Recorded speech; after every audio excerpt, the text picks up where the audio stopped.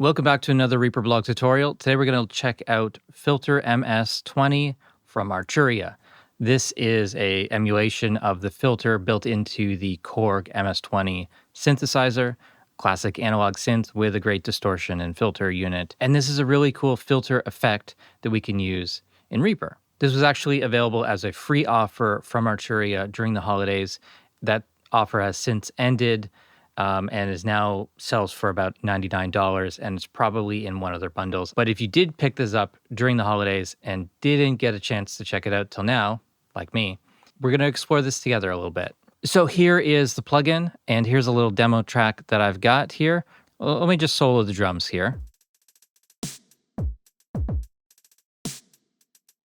Those are coming through XO from XLN Audio. And then I've got OBXD.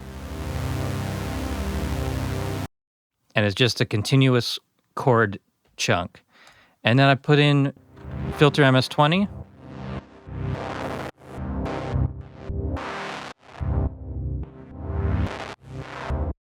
And there's distortion, there's filtering, there's modulation happening, and it's even triggered by the drums all together.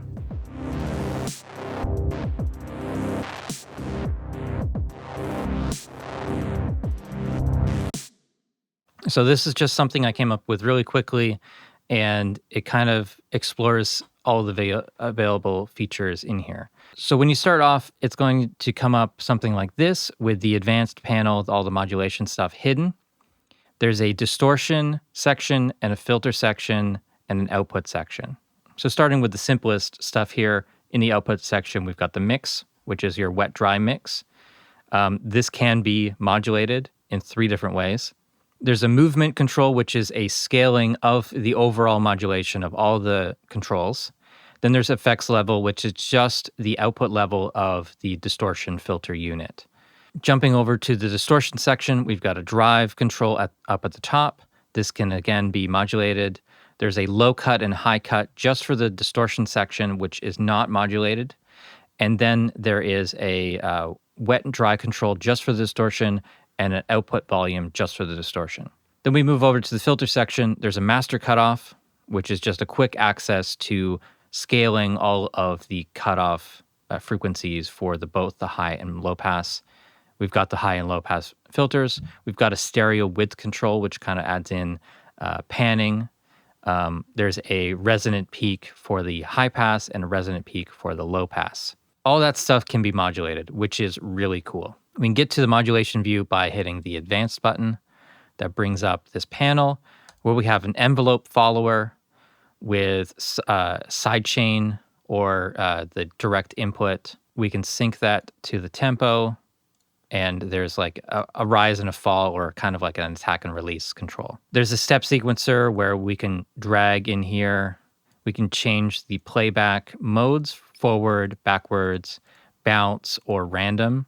There's a swing amount, random controls, random amounts. So there's variations above and below the selected option. We can smooth this.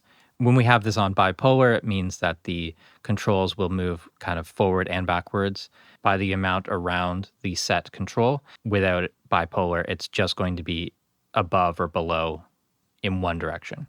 A rate option, which we can have synced to the tempo or in hertz, so it can get very fast. And then there's a function generator or an envelope generator where we can have this as a basic triangle wave, or choose from a few different presets here, and even save as a new preset if we want to draw in our own shape.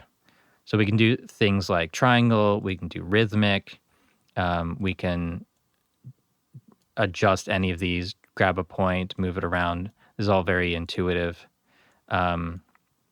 Or we can draw in new ones like this, or like this, or like this. We can right-click in here and then delete. So pretty cool stuff. We can even add in some sort of randomness to this. Random variations with this slider here. Very cool stuff. Let's hear how that sounds now that I've messed that up.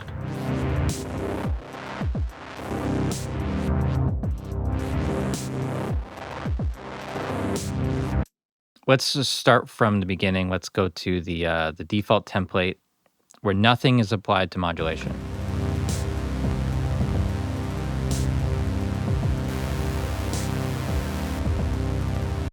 By default, it kind of filters things a little bit, but in a pleasing way. Just putting this on here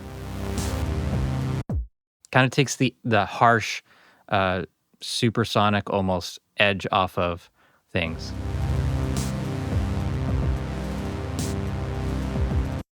You can hear that that's sort of like a width control.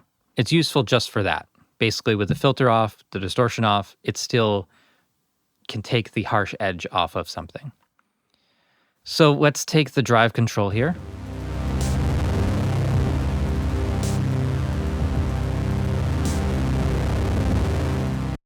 And it gets pretty nasty, but we can tame that a little bit with the low and high cut and the wet dry. So let's...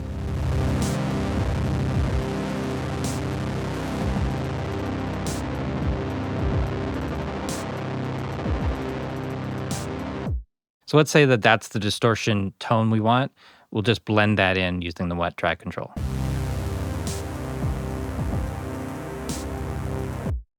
Now let's go over to the filter section and adjust the low pass here.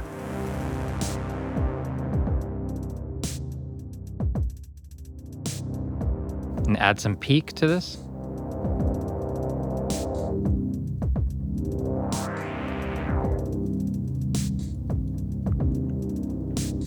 And I think that would be pretty cool to have the low pass moving along with the drum. And this is super simple to do in Reaper. We just drag and drop from the routing button on the track over to the plugin. That will automatically create a send. So audio 1 and 2 goes to audio 3 and 4. That's the sidechain input of this plugin. We're not going to send any MIDI. And I'm just going to make sure that this is a 0 dB send. You can make it pre-fade or post-fader. It doesn't really matter. We just want to make sure that the sound of the drums are coming through. So here's how that is when we switch over to the envelope follower and we adjust the sensitivity. And it was at this moment that I fucked up. I paused my recording, went to the kitchen, came back, and forgot to unpause. And I pretend recorded the rest of the video. And an hour later, I realized that I made a mistake. So let's jump back to what I believe is the same position in the video. We've set up that sidechain. We need to do a couple things. We need to set the sensitivity here to sidechain. Nothing happens until we actually assign that. So let's say we take the low pass envelope follower and we bring this up because we want the filter to open.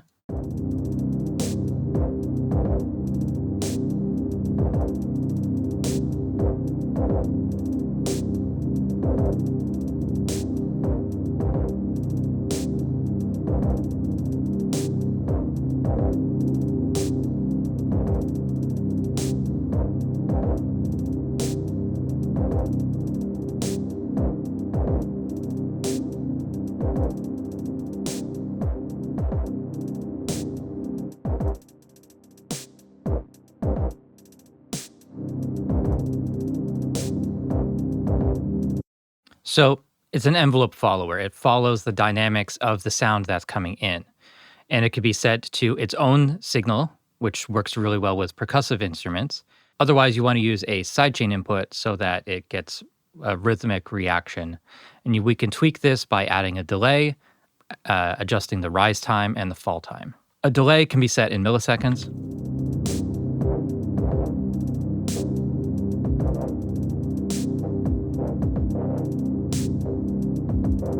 Let's sync this.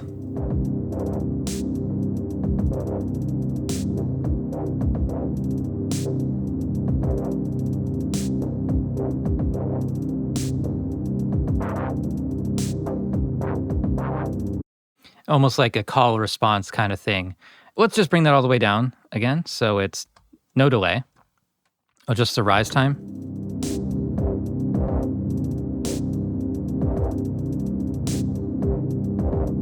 And the fall time.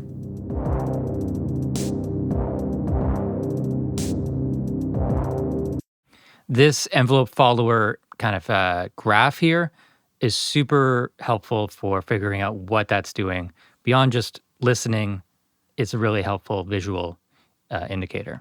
So we've got the modulation applied to the peak of the high-pass filter, the cutoff of the low-pass filter, and that's it. So now I think I'm going to take the filter cutoff, the master cutoff, and apply some of the step sequencer to it. So I'm going to turn this up to, let's say 26%. I'm going to set this to bipolar, so it's not only going up from 0 to 2, it's going to go down to 2 and up to 2, alternating.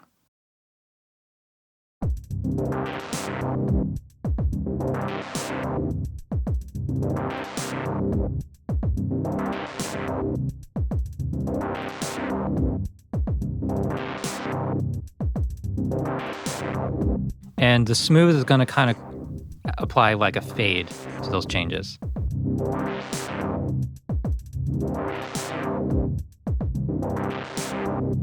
So it's not quite as stair-stepped, it's more of a sine wave kind of thing.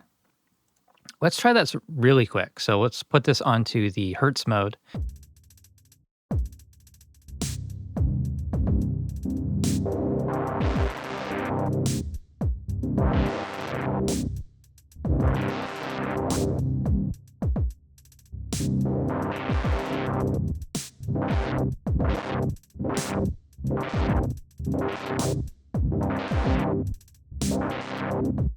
It goes through a step 20 times per second.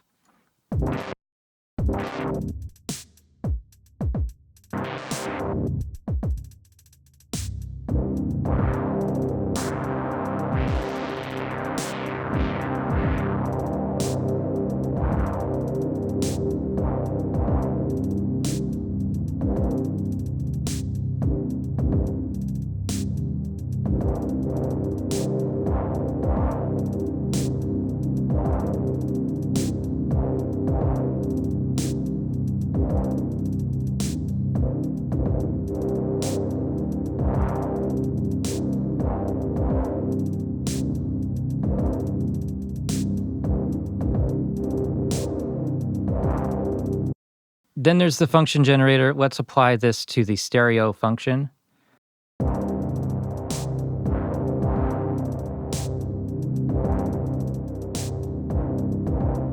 You can hear it's panning over to the right. If we set this on bipolar, it's going to pan to the left and then to the right through the center.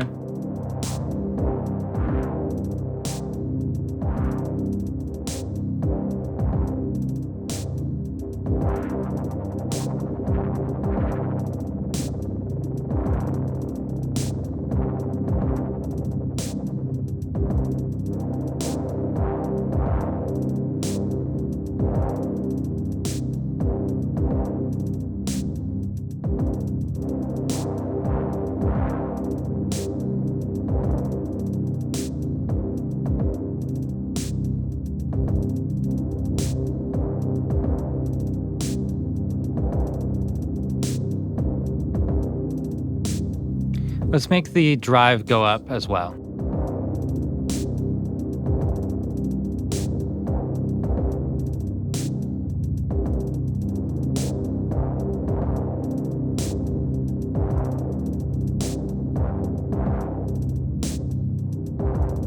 We can kind of create a ducking sort of effect if we use the envelope amount for the effects level and bring that down.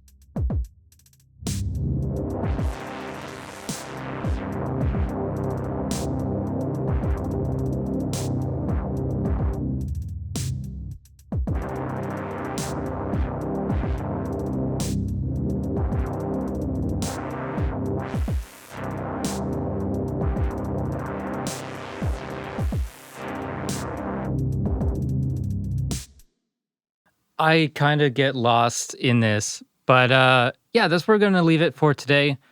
Filter MS-20. If you got it for free, congratulations. It's a great plugin. Otherwise, this gives you an overview of how this filter works and if you find it useful.